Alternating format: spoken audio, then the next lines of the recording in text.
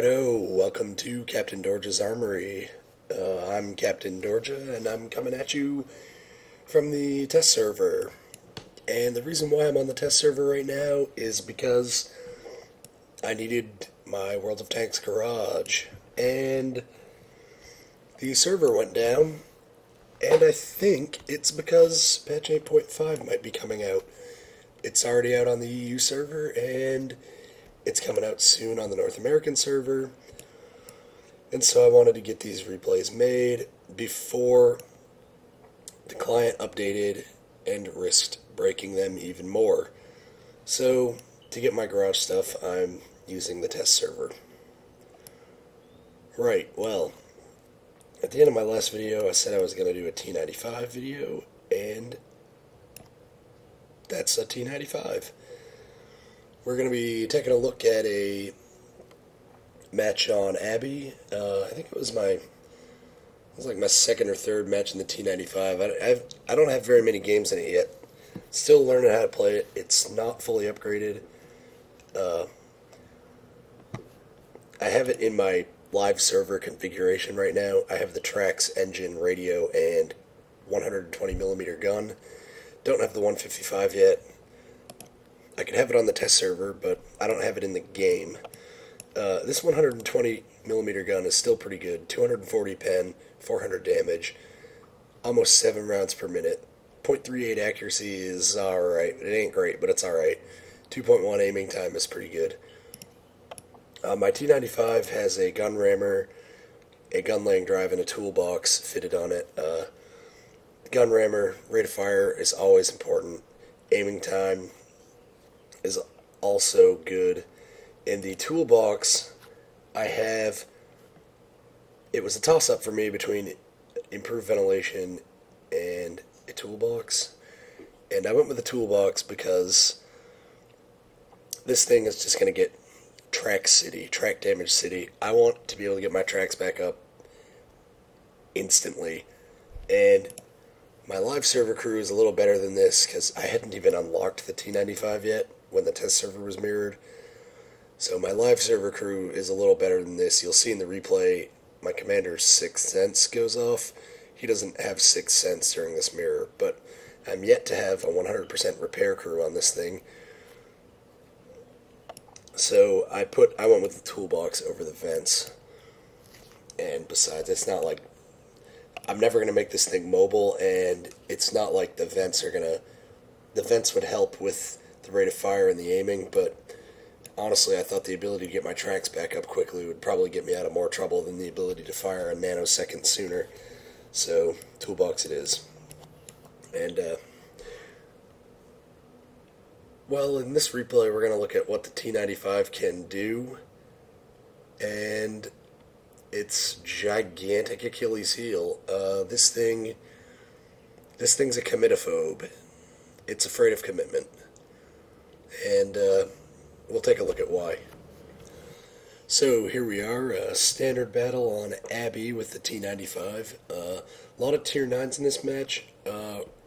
Also pretty weird matchmaking. I didn't notice it until now. The enemy team only has 5 tier 9s, and our team has 7. So we have a real advantage in just in the number of tier 9 vehicles on our team. This map is... Time to roll out. Well, I wasn't really sure what to do on this map, to be honest. I think this was only about the second or third game I even played in the T95. And this thing is slow. I'm at my top speed now, and most of the time, even on flat ground, I can't even go my full 13 kph.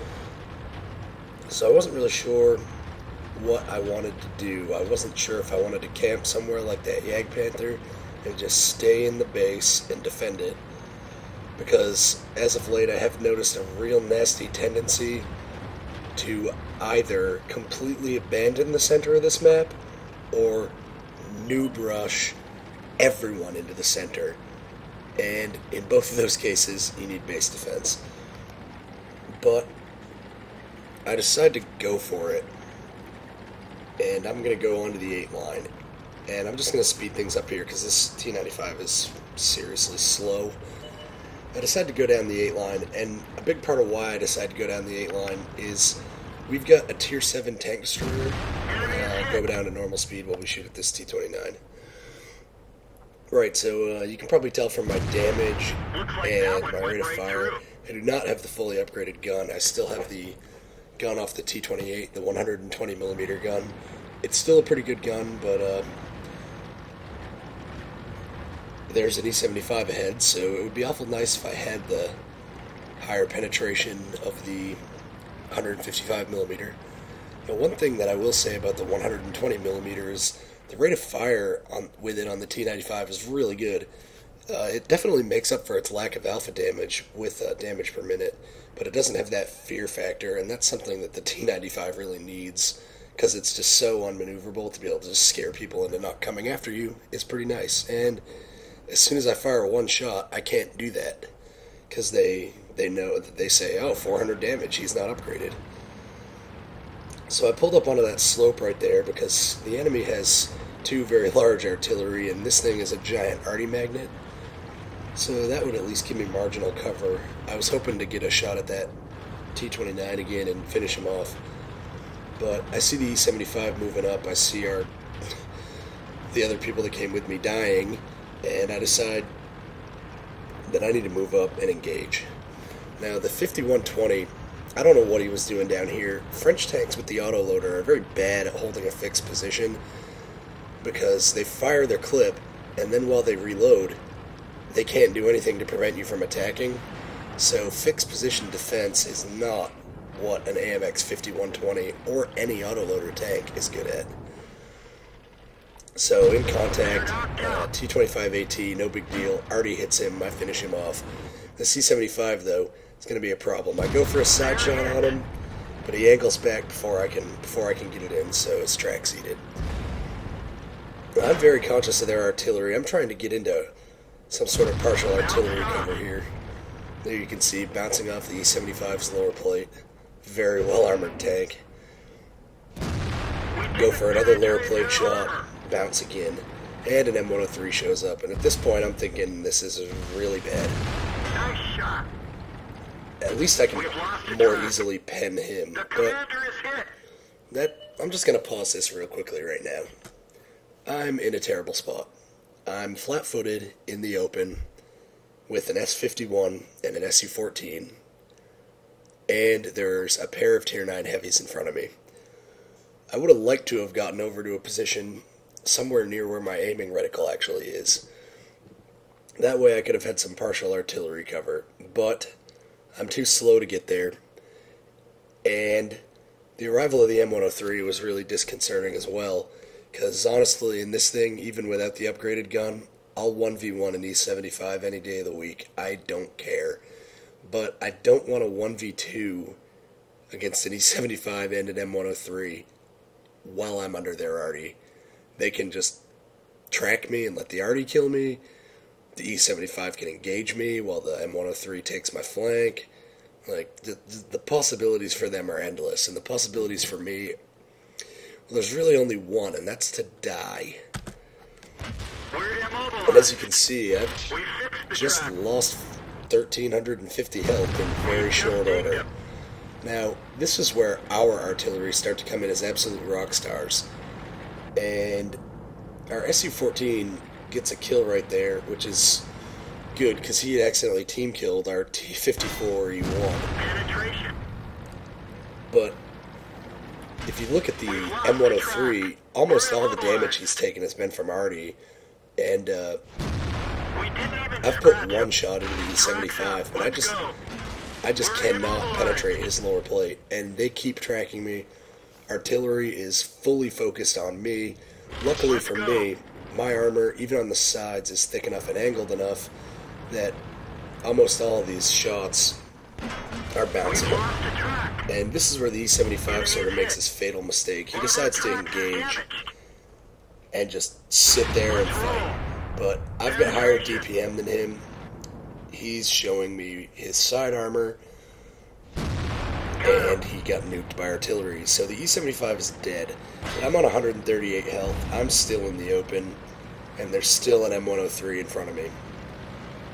Granted, M103 is now down to 187 health, but it's still not a good position. And with these wrecks in front of me, there's only really one place I can go. And so, if they already had pre-aimed on them, they could have just killed me so easily. Try to put one into the M103's cupola, bounce off, and our SU-14 finishes him off. So right, this flank is now secure. I kind of congratulate the arty there.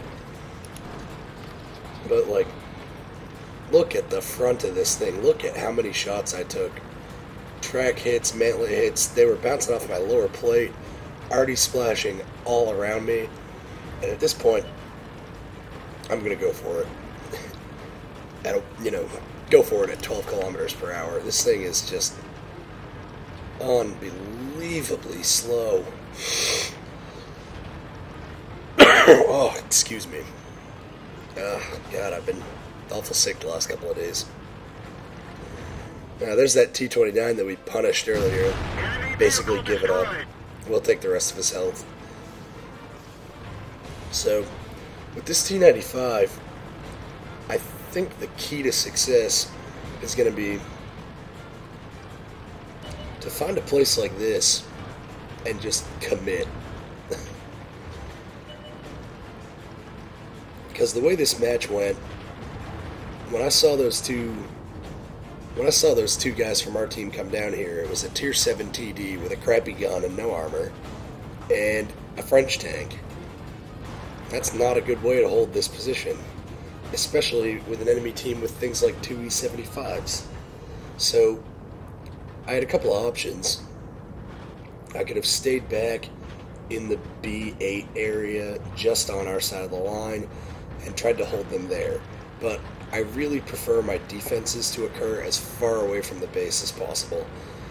Because, let's face it, most teams aren't very cognizant of the map situation, so I want to give them maximum reaction time possible, and allow people to get back. I could have stayed in the base, like I was saying at the beginning, and that would have been a decent option, but I don't think it would have been the right option, even with the mobility problems of the T95. So I think as long as I can commit this thing into a place where I know there's going to be a fight, I think I should be pretty effective in it. And I think this match is a pretty good demonstration of what even an unupgraded T95 can do, even in not ideal circumstances. I'm just going to fast forward here while I drive up into the capture circle, and I kind of troll it up with them a little bit about how I capped their base in a T95, and one of our already kindly offers to allow me to get Invader, which would have been cool, but I don't really care that much. Yeah, so T95, pretty cool, good match. So I don't have any post-battle stats from that match. I have no idea how much damage I did. I didn't really do that much anyway. I spent a lot of time bouncing off the lower plate of that E75. But our arty in that match were just absolute rock stars. They saved me.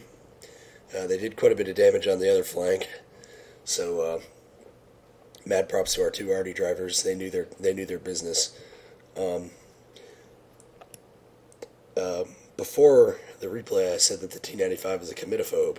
And what I mean by that, and I talk about it a little bit during the match, is that this thing is so slow that you make your choices and you gotta live with them. Like, you know, the T95 can't have its cake and eat it too. It's either attacking or it's not. It's either camping or it's not. It's either in the right position or it's not. Like, you know, we're not driving a Batchat, we're not driving an AMX 50 Foch 155 where we can just, oh, hey, the enemy's over there, bam, instant travel. Yeah, 13 kph on a good day, we can't do that. So, the T95 is a committophobe. It's scared of commitment because the moment it commits, it's got to live or die by where it's committed. And you could see in that match that my decision to commit to that flank was a good decision. It could have very easily been a terrible decision. In the end, it prevented our base from the possibility of being overrun from their attack down that flank, but that probably wouldn't have really mattered that much considering the fact that we absolutely crushed them on the other side as well. But this is World of Tanks, where teams are not known to respond to the minimap, so who knows, they may have been able to countercap, or they may have been able to simultaneously cap our base while having their M103 drive back, but we'll never know since we engaged their M103 and killed it. So yeah, that's just a taste of what the T95 can do. I don't even have the 155 millimeter gun yet. I'm looking forward to that. Then I'll be able to inspire terror in people on the right map. They'll see me coming and they will back into corners and they will freak out and they'll be afraid. They'll be very afraid and they'll shoot at my tracks, but my toolbox will just fix them immediately, and then I'll blow off 750 of their health, pull back into cover, and reload, and it'll be hilarious. So that's what I got for you right now. Captain Dorja, right here with you on Captain Dorja's Armory, and just remember, you can never have enough big guns.